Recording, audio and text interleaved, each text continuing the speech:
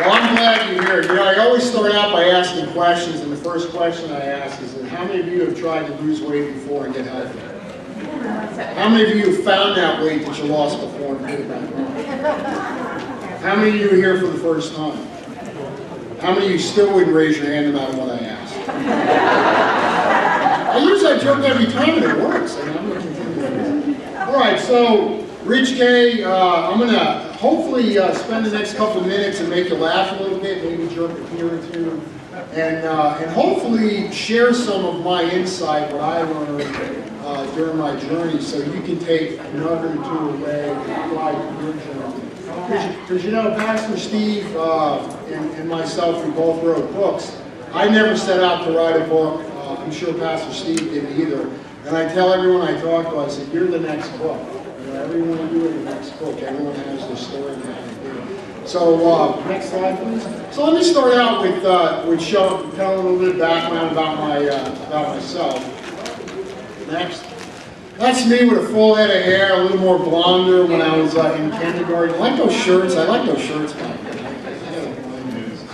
Next, please. And then there I was as a svelte lieutenant in the United States Navy about 20 years ago. You know, when you're in the military, you kind of have that hammer over your head that you got to stay in shape. That's part of the military. You're in the armed forces, so you got to stay in shape. And I always kind of struggle with it, but I managed to do it. Next, please. And then what happened to me? Next. There's me in 2005 at 277 pounds. You click it maybe 3 more. 277 pounds, obese and overweight, over 100 pounds, fatty liver, high cholesterol, sleep apnea. Anybody know what sleep apnea is? You know, how many, you know, I'm not going to ask how many you have that. You know, basically, it's when you stop breathing when you sleep. And fatty liver, you know what a fatty liver is? I mean, essentially, a fatty liver, and I didn't realize this until after I didn't have it anymore, but a fatty liver is not a good thing to have. I mean, your liver is your detox filter in your body, right? And if your liver is not working right, then you got a problem. You got a lot of toxins building up, right? So you hear about alcoholics that have cirrhosis of the liver, right? Well, that's pretty much the same thing. Your liver is basically deteriorating because it's turning to fat. And I was suffering from, I'm like, holy mackerel. I'm like, wow, I didn't realize how critical important it was. And all kinds of other things that were going on with me, right? Everything from my knee problems, my back problems. I remember Pastor Steve was telling a joke one time. He went to the doctor and he says, you know, Doc, I got a back problem. And the doctor said, you don't have a back problem, you got a front problem. You got to lose some weight there, right? So there I was at 277 pounds, obese and overweight, and you know, that's where I started. Okay. Next, please. And you see where I am. And I'm a project manager by trade, project management professional. I realized that my biggest project was myself, so I applied some of the principles I learned in project management. And I never set out to write a book. I really never set out to write a book. But every week I realized, I got on my knees, I looked up at heaven, I said, God, I'm sick and tired of being sick and tired. I can't do this anymore. And I asked for his help, and I moved out. And I scheduled and resourced my journey. I said, I want to be under 199 pounds by my birthday, and that was 6 months. And I was able to achieve that, you know, a typical good project manager. I was able to achieve that ahead of schedule by 2 weeks. And then something amazing happened. This is the thing I really want, you know, one of the things I want you to take away with small, simple changes, is I not only got to my weight where I wanted to be, you know, everyone says I want to lose 10 pounds, I want to lose 20 pounds, things like that, but I was doing these small, simple changes, and we'll go over that in a few minutes, and eating and activity. Notice I use the word activity, right? Eating and activity, and then something magical happened. Because our bodies are magnificent. You know, Psalm talks about how we're wonderfully made. I started dropping more weight, and I basically bottomed out at about 170, 173 pounds. So I went past that one. My initial goal was I want to be under 199. Folks, it's been so long since I, you know, didn't know what my weight was going to be, that I had no idea what my weight should be, right? So I just kept on doing these things that I was doing, these small, simple changes. And here's I know that picture might be a little hard to see. I'll show you a couple of visual aids here. These are my actual shorts that I used to wear. Wow. You know, so you can, anybody else want to join me in these? There are a couple of people in there. And these are my, you know, these are my pants that I wore with my suit when I was at work. You can see, these are 48-inch waist. And, you know, women, yeah, guys do wear the stretchy pants too. You know, and you can see it's worn out, so I was more like a 50, you know, so I was pretty much getting up there. And so that's just another visual aid.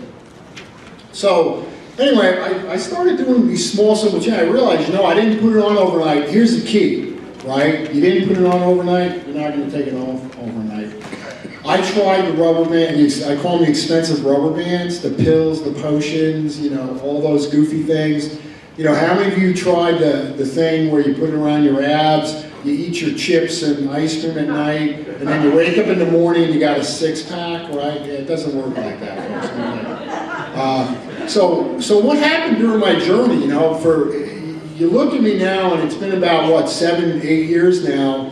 And about a couple of years ago, I decided, you know, I've been keeping the weight off for all these years, and I don't ever see it coming back. You know, praise God for that. So I wanted to step it up a notch, right? And this is a theme I want to make sure everybody gets this.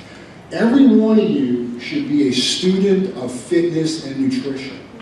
You want to become a student of fitness and nutrition.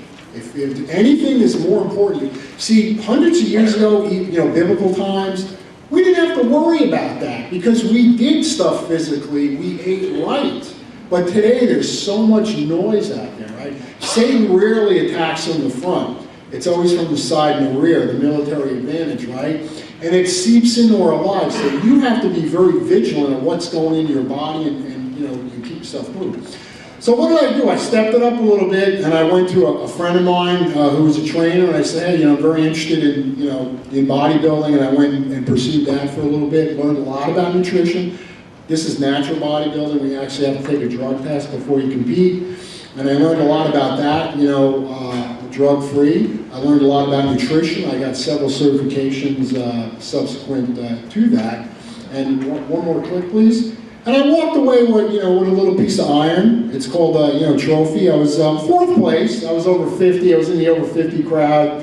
I figured, yeah, I just turned 50. I'm going to do something crazy. So I trained for that for about 6 months. And I came in 4th place. I figured, you know, I should do pretty good. There's just a bunch of old guys up there, you know, us over 50. But what I didn't realize, a lot of these guys that were over 50 have been doing it for like 20 years. You know, so I was like, okay, 4th place. I was very happy with that. Just to get on the stage and compete with other people and learn the process and how magnificent your body is. And oh, by the way, all those people you see on the magazines, they're like that maybe a week a year. They're not like that all year long. I just want to make sure that they understand that. Athletes train to get to a certain point, and then they kind of rest out. And then one other accomplishment I've been recently told about is that, you know, I kind of look like, you know, the new James Bond, Daniel Craig. Next slide, please. My daughter posted this on Facebook, you know, and I was like, hey, I'll take that one too. But anyway, so next slide, please. So as Pastor Steve said, you know, I'm an author of Small Simple Changes DVD, and I've been with the program from day one. Next slide, please. But why do I kind of click 2 times? Why do I bring all this stuff up, right? So I'm showing you a bunch of pictures of Rich. You go, man, this guy's pretty vain. Why is he showing us all these pictures, you know? I wanted to show you all these pictures, and I wanted to talk a little bit about my background before I jump into Small Simple Changes. Because I want you to understand, folks, that's where I've been. This is where I have been, right? I know how it feels. It does not feel good, right? I remember those days waking up in the morning having an eye problem. How many wake up in the morning and have an eye problem? You know, when I just can't see going to work today. You know, that kind of thing. You just don't feel good about yourself, and you just want to stay home, and you just feel terrible. I mean, everything. Do you think when I look like this, that I would ever think about being on a stage competing in competitive bodybuilding? having been here? No way, there's no way. So why did I show you all that?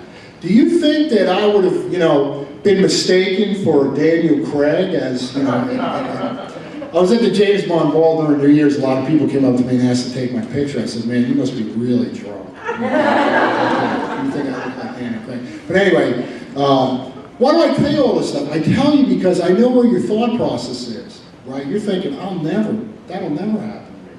Well, yeah, it will. When you start seeing success, when you start applying small, simple changes, and every week you start seeing changes, I'm not talking about just the scale, right? I'm talking about your mind and your body. You're going to start feeling different. And your mind's going to start changing. And you're going to start thinking about, when I was like this, I was thinking about what? Retirement and death. That's what I was thinking about, right? So what do I think about now? I think about the next 50 years. I'm excited about the next 50 years. I got a grandson that I'm raising right now. He's 7 years old. He's, the pride of my life, and I want to be around when he graduates from college and when he starts having kids. Like Pastor Steve says, his why. We'll talk about that in a minute. Next slide, please. So, everybody reaches a tipping point, right? And I hit a tipping point. That day in my bed, I rolled out of bed. I had a pain in my side. I was just feeling, the feeling in the morning. I rolled out of my bed. I got on my knees and I said, God, I'm sick and tired of being sick and tired. I can't do this anymore. I need your help. 1 Corinthians 6:19 was a verse I came across many times. How many people have read that verse? I mean, you've read it probably a million times, but there's that one time where, boom, it hits you in the face, right? And that was part of my tipping point. Next slide, please. And then the next verse I realized, and I claim this is my life verse, is, Philippians 4:13. I can do all things through Christ who strengthens me. What's the key word there? All things. Not just, I can't defeat that chocolate cake or that Krispy Kreme donut. No, all things. And I encourage you, like Pastor Steve teaches us, to personalize that and say, Mary can do all things through Christ who strengthens her. Ken can do all things through Christ who can strengthen him. So personalize that and own that. So these verses were my tipping point, right? There's a lot of things that you go along and it kind of encourage you, but this is my tipping point. Next slide, please. So one of the things you're going to learn about in the program is what is your why, right? Is the inspiration. You're dedicated because you're here on a Saturday morning at 32 degrees out, and where most of us would want to be sleeping in. So you're going to learn about inspiration. What's your inspiration? Why do you want to lose weight? If you want to lose, it'll change. It's going to change over time. For me, my long term is what? It's my grandson. I'm raising a grandson, right? I'm an old school guy, protect and provide. My dad, God bless him. He's pushing 90 now, and he raised 4 boys, and my mom as well too. And I take that as a personal responsibility. My grandson, I'm going to raise him. I'm going to make sure I'm going to stay healthy until he's 18, and then I'll start eating the donuts again. No, I'm just kidding. I'm going to raise him, and stay healthy, and I'm going to teach him how to be healthy from what I learned. So you got to have short-term goal. What was my short-term goal? I want to be under 199. What was my long-term goal? Well, I need to be around and take care of my grandson. You see where I'm going with this? It's going to change over time. It's okay to have a short-term saying, I want to get into that dress for the wedding or this reunion or whatever. That's okay. But you got to have a driving one, an overarching long-term one. So that's very important. Because when you get your why down, because the average American attempts to lose weight 4 times a year. You know that? 4 times a year. You know why it's 4 times a year? We should only do it once. You can click next. You know why? Because they don't have a strong why. You got to have a strong why. I was 277 pounds probably for a year or two. And then eventually I just got sick and tired. And then I don't know where you're at mentally, and spiritually, and physically. You're obviously physically you want to lose the weight, but mentally you're going to learn this program, right? Through the 4 Keys to a Better Body. You're going to learn about inspiration. You're going to really dig in there and say, here's my why. This is why I want to lose it and keep it off. Okay, very important. Next slide, please. So as I was going through this journey, I learned a lot about fitness, nutrition, and obesity. And it is a national crisis because as you can see, 2 out of 3 adult Americans are either obese or overweight. This quote's over 3 years old, and I kept it up there for a reason. Because that $100 billion that it's costing the healthcare system in obesity is now over $150 billion. Can you imagine having a stock in 3 years that went up 50%? That's pretty good, right? It's not good for us as a nation. That means everything from cars to computers costs more money because of obesity. It is an epidemic, folks, make no mistake. We have to get this under control. And over 300,000 people die as a result of obesity every year. Is there anybody who remembers the Vietnam War? Right? My brother served there. About 60,000 brave Americans gave their lives during the Vietnam War, which spanned 13 years. Right?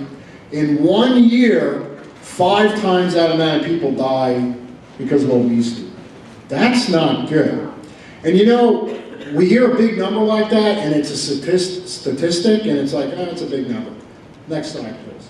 So you remember I told you I'm going to jerk a little tear here? This is my brother. He's 56 years old, was 56 years old. He died in October. He's over 300 pounds. He was a United States Marine served in Vietnam, and he's one of those 300,000. You know, I did what I could through the years, but for whatever reason, he did what he did. This is real personal to me now. Folks, this is about life and death. This is not about vanity. I just want to make sure you understand. Next slide, please. So where do you start? We talk about small, simple changes. Remember I said you don't take it off, you didn't put it on overnight? You're not going to take it off overnight, okay? Next slide, please, or next. The battle begins in the mind. You know, in 2 Corinthians it talks about you have to take every thought captive. You know, every thought captive. Next. Habits form in 21 days. We're going to talk about habits, right? Because we're really a bundle of habits, aren't we? I mean, we get up in the morning, we brush our teeth, we comb our hair and things like that. And we're going to talk a little bit about that because that's kind of the nuts and bolts of small, simple changes. Next slide, please. So what is a habit? A habit's a neutral thing, right? It consists of a trigger, a routine, and a reward.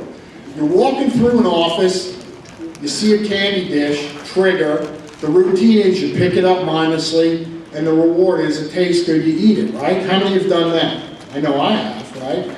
So now, that's a habit. That's a bad habit. A good habit, it's 4 o'clock or 5 o'clock, and it's time for me to go to the gym. I got my bag, I'm out the door, I'm going to do my thing. I got my trigger, my bag, my routine is I go work out. My reward is I feel fantastic after I'm done working out. You see? It's a neutral thing, right? One's bad, one's good. Next slide, please. So, what's your trigger guard for the bad habits? You know, like a gun has a trigger guard, right? What's your trigger guard? What's your trigger guard for that candy dish? Avoid it. You know, if you know the trigger is when you see it, you're going to pick it up and eat it, then either replace something with that. Again, I'm just planting some seeds of thought here. You're going to learn a lot more during the program. But think about it for a minute. You know, it's not about using willpower or that kind of thing. It's about retraining yourself. It's installing that trigger guard so you don't mindlessly pick up that piece of candy and move on. Next slide, please. We're going to learn about activity and eating habits throughout this program. You can click it again. When I talk about activity, I mean it's about movement. It's about going manual. When I talk about eating, it's about eating to live, not living to eat. Next slide, please. Now, when you think about calories, you can click it again. When you think about food that you put into your body, next please. You think of calories and activity are kind of like a seesaw, right? Next slide, please. And if you put too much in, obviously, you know, food is energy. Food is fuel. If you put too much in, then obviously it's going to go into places where you don't want it to, right? Guys on the love handle and women on the hips and in the back, right? Places you don't want. So it's about balancing. You're going to learn about that. We're going to talk a lot about activity during the program. Activity. We all know what that is, a shopping cart. How many times have you seen a shopping cart in the parking lot, right, that are way out there? So I always laugh when I see a shopping cart that's like 3 feet away from the carousel to put them. It's like, come on, guys. I always take a shopping cart inside. Next slide, please. So where are you at now on activity? Wherever you're at, just move. We're going to move in a couple minutes with the awesome Dr. Liz Bourbano and Body and Soul, which I'm really excited about. I really encourage you to take advantage of Body and Soul. So when it comes to where you're at now, it's just move a little more, you know? Add a little more activity there. You're going to learn about cardio exercise, strength training, flexibility and balance. These are components of exercise. Next slide, please. And then we talk about, let me talk about activity for a minute.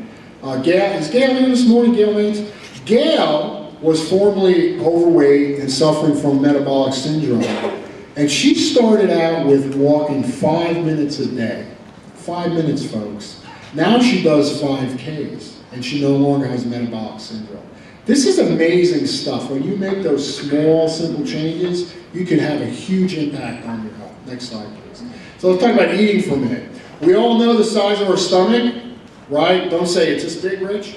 No, your stomach anatomically is about what? A little bit bigger than your fist, right? And I always ask people, if our stomach is the size of our fist anatomically, why do we eat the size of our heads? Right? I mean, that's a typical serving that we see in restaurants. What I typically do with that is I split it in half as soon as I get it. Or when I'm with Trish, I do the romantic thing and split it in half, and we eat it. You know, we have one plate, we eat it that way. But we don't eat all that food all at once. We're trained to eat it that way. And believe me, the kids in insert country will not starve if you don't eat that. Right? You've all been taught that when you were kids. I know that. Next slide, please. So where are you at now when it comes to eating? Realize, where am I at? What am I eating? Eventually, you want to transition to whole foods. Do you know how much a bag of kale costs? Anybody know what kale is? You're going to learn about kale. Kale's one of the most, Pastor Steve told me about kale. Kale's one of the most nutrient-dense greens on the planet. 1 pound of kale costs $2. $2. You throw that in a shake and you got the most energized drink in the world. There's nothing chemically you can put together that's better than kale, and it's really cheap. But we'll talk more about that. Next slide, please. So Sandy, what did she do as explosive change? She did one thing. She eliminated white bread from her diet. She lost 40 pounds in 1 year. She changed nothing else. No exercise, nothing. She changed nothing else, and she lost over 40 pounds in 1 year. Next slide, please. So let me wrap up with, you can click it a couple more times. Let me wrap up with saying it's all about making small, simple changes weekly and then looking at them daily, right? Don't overwhelm yourself. Stick with one, reinforce it, because remember, a habit forms in 21 days. And then you're going to want to update your lifestyle plan and put these changes in there.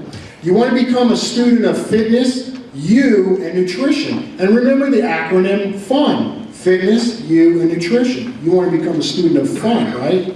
And lastly, I want to leave you with this. Every one of you are assembled for achievement, and you have greatness within you. You're endowed with seeds of greatness, as Zig Ziglar used to say. And you guys can make this happen. So the last thing I'd like to say is, I hope that I see less and less of each and every one of you. Thank you very much.